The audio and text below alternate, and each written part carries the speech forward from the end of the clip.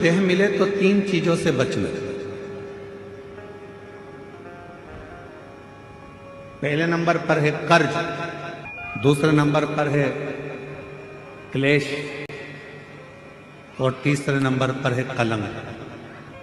यदि संसार में जन्म मिले तो इन तीन चीजों से बचने का प्रयास करो। पहले नंबर पर है कर्ज।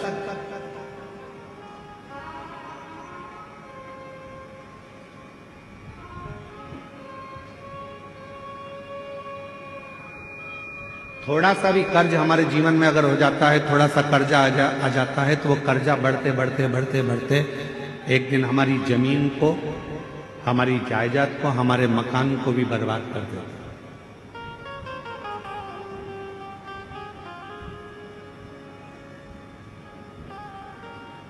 मेरे छत्तीसगढ़िया रहवासियों से पहले भी निवेदन करा था भिलाई में, और आज फिर छत्तीसगढ़िया के रहवासियों से निवेदन करूंगा, मेरे छत्तीसगढ़ के रहवासियों से कहूंगा कि अपनी जमीन को बेचकर शहर जाने का प्लान मत बनाओ, बल्कि अपनी गांव को इतना उज्जवल बनाओ कि शहर का आदमी भी तुम्हारे गांव को देखने के लिए पहुंचे।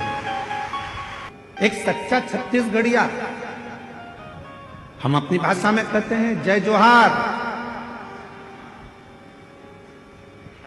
छत्तीसगढ़िया सब लोग, मतलब एक सच्चा छत्तीसगढ़िया वो होता है जो जहां रह रहा है, जिस भूमि पर रह रहा है, उस भूमि को, उस घर को, उस गांव को इतना उज्जवल बना ले, इतना प्रगतिशील बना ले कि फिर उसको देखने के लिए दुनिया के लोग,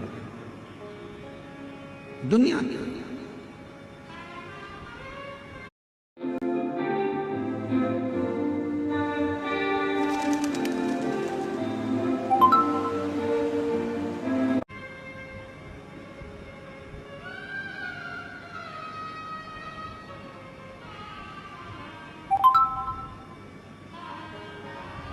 यहाँ जितने छत्तीस मेरे जीजी जीजा बैठे हैं, आप सब कोई साधारण नहीं हो।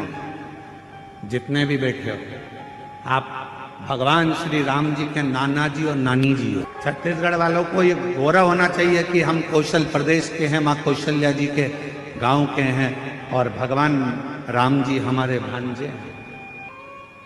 सहजता नहीं है।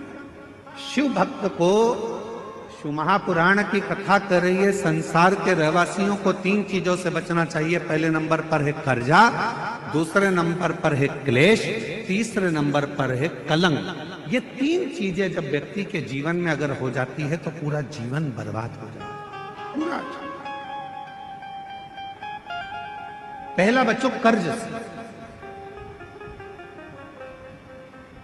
10 रुपए भी किसी का अगर कर्जा है तो वह हमको एक ना एक दिन डुबो देगा, इसलिए कर्जे से बचने का प्रयास करो। आज हो क्या रहा है, लाओ हम तुम्हें कर्जा दे देंगे। बड़ी बड़ी कंपनियां खुली हैं, बड़े बड़े बैंक खुले हुए हैं, जो दिन रात मोटरसाइकिल पे अपने अपने फ्लेक्स लगाकर दिन रात कहते हैं लो एक दिन में हम लोन देते हैं। गाड़ी पर लोन ले लो, मकान पर लोन ले लो, जमीन पर लोन ले लो, लोन ले लो, लोन ले लो, पैसा ले लो, पैसा ले लो। आज क्यों देने को तैयार बैठे? वो चाहते हैं कि आप थोड़ा सा लोन लोगे, धीरे धीरे वो चुका नहीं पाओगे तो एक दिन तुम्हारी जमीन भी चली जाएगी, मकान भी चले जाएगा, और मालूम पड़ा एक दिन जो रखा हुआ धन है वो पूरा बर्बाद हो जाएगा। समझ की जरूरत है। लोन देने वाली कंपनियां बढ़ गई, लोन लेने वाले बढ़ गए, और अब समझ की जरूरत है कि हमको ना कर्ज लेना है, ना हमको क्लेश में रहना है, और ना हमको कलंक में रहना है। हमें तो शंकर भगवान की अविरल भक्ति में रहना है, शिव की। कर्ज से थोड़ा सा बचना, थोड़ा सा।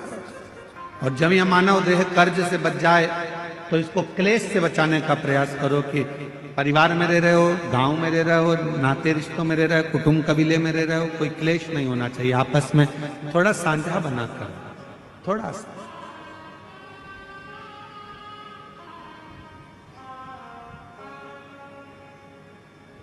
आप सबको मालूम है महीने में 2 एकादशी आती है तो 2 प्रदोष आती है। कभी किसी से पूछो कि भगवान शंकर का यह अविरल त्योहार प्रदोष का व्रत क्यों आता है, क्यों भगवान शंकर की आराधना प्रदोष के दिन करी जाती है, क्यों कभी सोमवार होम प्रदोष आ जाती है, कभी गुरुवार का प्रदोष आ जाता है, कभी शुक्रवार का प्रदोष आ जाता है, कभी कोई प्रदोष आ जाता है। ये प्रदोष का व्रत क्यों आता है? उसका एक कारण है, भगवान शंकर प्रदोष का व्रत धारण कर कर फिर अगला जो दिन होता है उस दिन मेरे शंकर भगवान अपने सारे गणों के साथ नंदी, भृंगी, श्रृंगी, नर, गंधर्व, अप्सरा, किन्नर, देवता, पशु, पक्षी जितने भी होते हैं मेरे शिव सबके साथ बैठकर अपना महाप्रसाद ग्रहण करते हैं।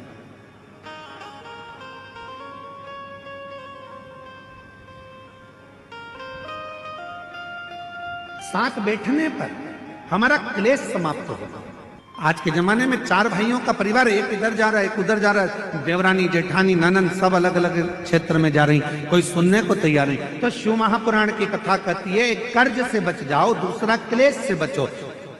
हफ्ते में, महीने में एक दिन ऐसा बनाओ जिस दिन मेरे घर के पूरा परिवार एक जगह पर एकत्रित हो, भोजन करें, साथ बैठें, साथ बैठकर अपने परिवार की चर्चा। हम ये भी नहीं कहेंगे कि तुम किसी परमात्मा की आराधना करो कि साधना की आराधना, आप तो साथ बैठो, अपना मनन चिंतन करो कि हमें अपने घर को कैसे संवारना है, हमें अपने परिवार को कैसे संवारना है, हमें अपने बच्चों को उच्च शिक्षा कैसे देना है, हमें अच्छी चिकित्सा कैसे देना है।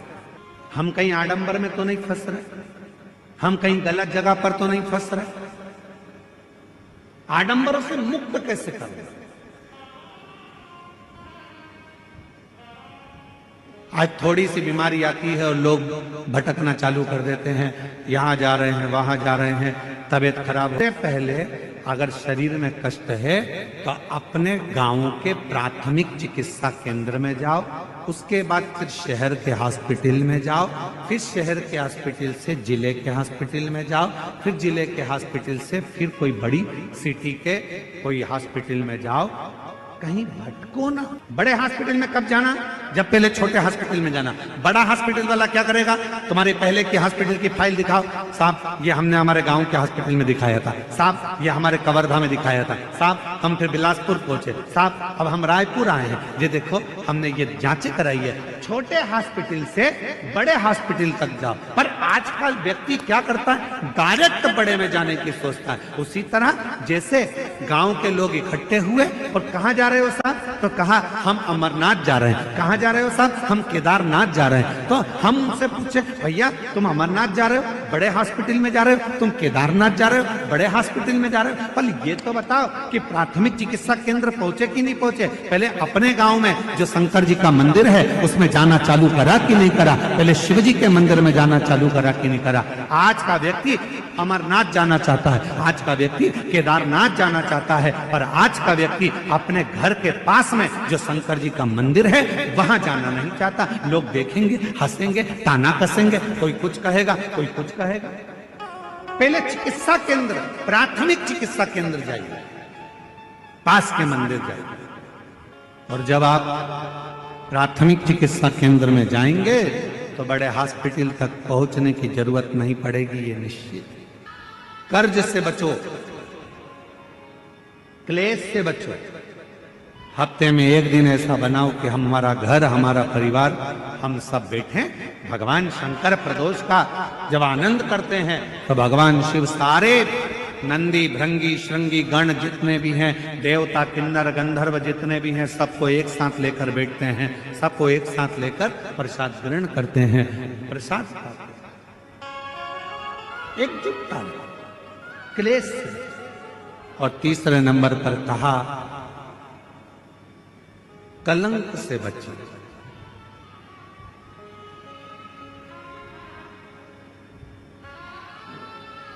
हमारे सनातन हिंदू धर्म में पतंग उड़ाने के लिए एक दिन दिया गया है। यहां उड़ाते पतंग? अरे बोलो तो जम के। कब उड़ाते हैं? जम के बोलो। मकर संक्रांति। हमारे सनातन धर्म में, हिंदू धर्म में पतंग उड़ाने के लिए एक दिन दिया है, मकर संक्रांति का दिन। उड़ा लो जितनी उड़ाना है, खूब काटो जितनी काटना है। पर हमारे सनातन धर्म में यह कहा गया, साल में एक दिन मकर संक्रांति के दिन खूब उड़ाओ, खूब काटो, पर बाकी के दिन ना उड़ाना ना काटना। शिव महापुराण की कथा कहती है, किसी का कोई काम हो रहा है, किसी के बेटे की शादी हो रही है, किसी की बेटी का संबंध हो रहा है, लोग हर कुछ बोलकर उड़ा देते हैं और उसके संबंधों को काट देते हैं। शिव महापुराण की कथा कहती है, कोई उन्नति की सीढ़ी पर चढ़ रहा है तो उसको चढ़ने दो, बढ़ने दो, उसको काटने का प्रयास मत करो, क्योंकि हम सब सनातनी हैं। सनातनी काटता नहीं है, सनातनी जोड़ता है।